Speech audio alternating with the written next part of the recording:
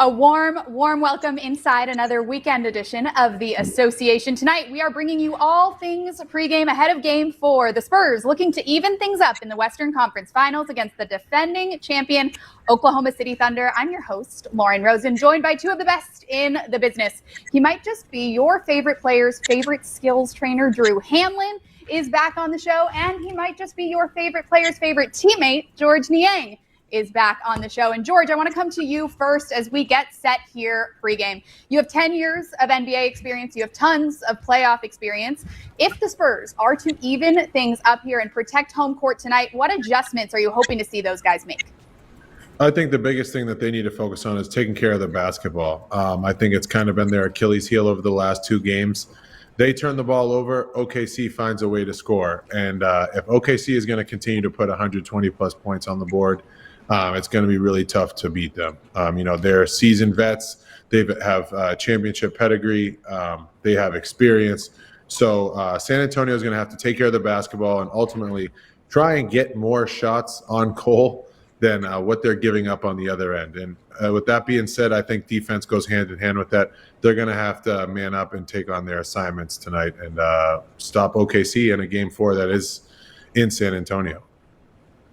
It's a hefty assignment for the Spurs indeed. Drew, you are no stranger to the Oklahoma City Thunder. I know you work closely with a few of their key pieces who will be in action tonight. What do you hope to see from the defending champs as they look to extend a 3-1 lead in the series? Yeah, George talked about the last two games, them scoring 122, 123 points, and really the number is 115. That's the number to look out for because the Spurs have a 12-13 record when they don't score 115 points this year, and they're 44-9 when they hold opponents under 115 points. So that 115-point number, really the number we've seen this series. 115 points was the exact number that the Thunder had in Game 1, but it took two overtimes to get there. The last two games in regulation, they've been at 122, 123. So I think for both teams, that 115 number is the number. If the Thunder can get there, I think they're going to like their chances tonight. George, we're taking a look here at two of the faces of the league, certainly faces of this series. MVP, Shai Gilgeous-Alexander, MVP finalist, Victor Wembanyama. As we look at the supporting cast that will support these two out there on the floor tonight, George, in the San Antonio column, who are you looking to stand out and help his team create a 2-2 series? I'm really looking at Stephon Castle. I think over the course of this year, he's really shown that he's risen to the occasion to become a premier star in this league. And he did that, Game 1. I think the biggest thing for him was Game 3, he definitely limited his turnovers, but didn't shoot the ball as well. So I'm looking forward to a Game 4 where you see him come out and be ultra aggressive and try to impose his will. And I don't want to say break out that through the shooting slump, but I think have more of a will getting towards the rim rather than settling for jump shots and really impose his will early on in this Game 4. Yeah, 14 points for Steph Castle in Game 3, but 11 of them came at the free throw line, plus 5 rebounds and 7 assists. Drew, when he is at his best, how much of an impact can he have on this series? Oh, a ton. I mean, 19, 9, and 6 is what he's averaging, these first couple games. And like George said, the one big thing that the kind of the Achilles heel for them was 20 turnovers in those first two games, which was one of the worst turnover performances we've seen in those two games. But, I think, like George said, he limited last game, only one. Now he's got to just knock down more shots. It's funny because the playoffs is a game of chess between two coaches and two teams where they're constantly making changes. And you saw, with him having the responsibility of being more of a point forward than he normally has, he did get his assist up, but also the turnovers were up. Then you saw De'Aaron Fox, take over some of those more responsibility as far as ball handling. His turnovers go down, but like George said, he wasn't able to find his scoring motion. And it's a lot harder than people think to kind of shift those roles, especially for a younger player. But I think that now that he's able to settle into his kind of normal role instead of having to strictly be a facilitator, I think tonight he has a chance to have a big night. Drew, I'm going to keep it with you here as we shift to the visiting team and the guys that have done such a great job, especially over these last couple of games, of supporting MVP Shai Gilgeous-Alexander. Who is your player to watch on the Oklahoma City Thunder? Yeah, OKC's had a lot of guys step up. You've seen, McCain played really well last game. Caruso's been phenomenal for the first couple games. Tonight, I'm rolling with Chet. Chet averaged 20 points a game against the Lakers this series. He's shooting efficient, 50 from the field, 38 from three, but he's only shooting 8 shots a game and averaging 12 points a game. And so, I think that one of the shifts that you might see from San Antonio is they put 2 on the ball a lot this series. They're doing a great job on Shea. Shea under 40% from the field, under 30% from three.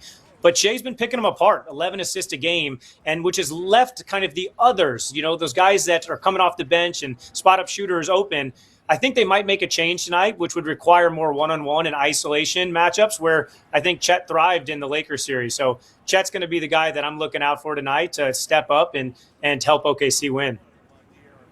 George, you are one of the best shooters that personally I've worked with. What do you make of the way that the shooters on the Oklahoma City Thunder have rallied around Shai Gilgeous-Alexander, who of course draws so much attention and then creates some big time scoring opportunities on the perimeter? Of course, just a note quickly, AJ Mitchell out tonight when we talk about their guards. We're waiting on word about J-Dub. But George, what do you make of the way that the offense has adapted as the series has gone along? Yeah, I think it's just to give a tremendous credit to Shea, right? Because a lot of stars who are, having defenses focus on them would shoot over double teams, triple teams, and refuse to pass. But, Shea's ultimately trusting in his teammates and guys that can step up and knock down shots. You look at Jared McCain coming off the bench. You look at Alex Caruso in game one where they literally were not guarding him and he was making them pay. So credit to, Shea, who literally has defenses plotting how to stop him, and he's just making the simple play and getting off the basketball. And eventually it all comes back around, right? Me and Drew have talked countless about this, is where, in the fourth quarter is when superstars really, make their money. We know where the ball's going in the fourth quarter, but we can't have you doing that quarter 1 through 4, because then it becomes really predictable and your teammates get iced out. So I think he's done a great job early on of getting his teammates involved, making the right play. And then towards the end of the game, it's like we know what time it is. George, you said it, no shortage of superstardom here in the Western Conference Finals. When we come back, we will hear from our head coaches ahead of tonight's matchup, plus take another look at what's going on out on the floor in San Antonio. We're just getting started here on NBA TV. Don't go anywhere. This is The Association. Welcome back to The Association. I'm your host, Lauren Rosen. They are Drew Hanlon and George Niang as we get you set for Game 4 Western Conference Finals action. Now, Mitch Johnson, Coach of the Year finalist and head coach of the San Antonio Spurs, is addressing reporters pregame. Let's take a listen. Hey, Coach. Raul with the AP. Just curious, I know it's been a physical series and some calls and non-calls. How do you think your guys are handling it from a mental standpoint as far as not getting frustrated by some of the, what's going on out there? I think for the most part they've handled it well. I don't think we've lost our composure. I think we can be more poised in certain situations and better execution, but I don't believe that's been by any call or non-call. Coach, we hear about the chess match of playoff basketball. It's your first opportunity to participate in that. How much have you enjoyed as a coach the challenge of making adjustments and locking in on a team, especially in this series? Yeah, it's a lot of fun, to be honest. I really enjoyed it. Every series seems like it's just a whole different world than the other one. This is our third one now, and the games are long, the series are longer, and there's so many things that happen throughout it, and a lot of the circumstances are uncontrollable, and then there are things that you try to do to put your team in a good position and help the guys, and sometimes it works, sometimes it doesn't. Sometimes you have to adjust or react to something that they're doing, especially at a high rate if it's going well for them. And obviously, this team is the defending champs, and Mark's a hell of a coach, so there's quite a bit that goes into it.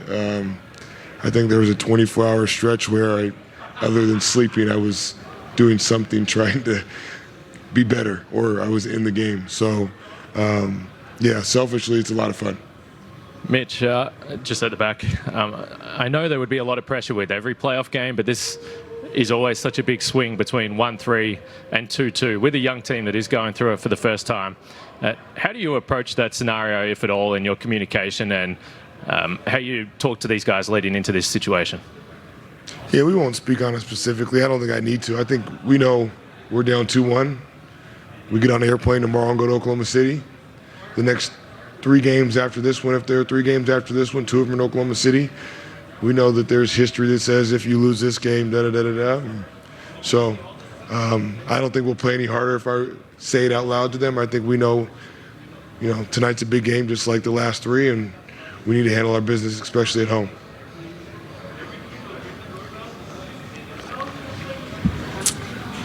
Easy. Mitch Johnson right there just talking about the chess match, saying he didn't sleep for 24 hours. And that's the fun part of the playoffs. The thing for me that stands out of all the chess match and adjustments was in game 1, OKC guarded with smalls. They did kind of what they normally do against Jokic, where they front him with a small, an Alex Caruso, a Dort, something like that, and then have their bigs rotate from behind. And it worked against Jokic in the past, and they've done a really good job slowing Jokic down, which is very hard to do, but it didn't work against Wemby. In game 1, Wemby's shot distance was 0.4 feet, which means he was scoring all the time in the restricted area. In fact, all of his points came in the paint or the free throw line, besides that one dagger 3 that we saw to tie up the game. And then in games 2 and 3, they put their bigs on him. And now in game 2, 15 feet was his average shot distance. In game 3, 13.3 feet. Seeing the adjustment that OKC's made, which is push Wemby away from the basket. We're going to put our bigger guys on him. And the one thing that I haven't seen is the counter to that. At the end of the game, last game in game 3, when the game was kind of out of hand, you saw they started putting Wemby in a lot of pitch actions. You saw him start coming off of wide pin downs and even ball screens at times, which shows me that they're going to try maybe some of that stuff in game 4. A lot of times when you don't think you're going to win a game, you might try a couple things so you can see the footage so you can maybe make those adjustments. And so that's what I think they're going to do. If OKC comes back with their big lineup on Wemby, I think they're going to set a lot of pin downs, a lot of flare screens, a lot of get game and actions to try to get Wemby freed up on the perimeter because those bigs aren't used to guarding those actions. So, George, what do you think the counter is if you're San Antonio going into, this game 4? Yeah, I think the biggest thing that you talked about, Drew, is that, OKC has always done a great job of junking up defenses and constantly switching it up. Like, they never give you time to really figure out what they're doing. Apart from using Wemby in pitch actions, I think, a kicker here is De'Aaron Fox, right? Dylan Harper did a tremendous job when Fox was out of getting into the paint, taking advantage of mismatches, whether if it was, getting into the lane when Wemby was setting or, just breaking his guy off the dribble. So I'm going to need to see a lot more of De'Aaron Fox getting into the lane. And if he's not shooting, finding shooters and kicking out to others, because Dylan Harper did a tremendous job of that early on in game 1. Obviously, injuries, you can never predict those. But if De'Aaron Fox can get in there and create more shots for others, whereas, Oklahoma City is strictly just focusing on not letting Victor Wembanyama have career nights, it's going to be on guys like Fox, Vassell, Keldon Johnson, and then as you see here, Julian Champagnie to knock down open threes when guys get in the lane. A live look at Julian Champagnie warming up. He finished with 10 points, 5 rebounds, and 2 assists in game 3. Expect this to be a total team effort surrounding Victor Wembanyama and, of course, surrounding Shai Gilgeous-Alexander. We will talk about SGA's teammates and the Oklahoma City Thunder. We will hear from their head coach, Mark Daignault, right after the break. Don't go anywhere. Here on The Association, we are just getting started, and we will be right back.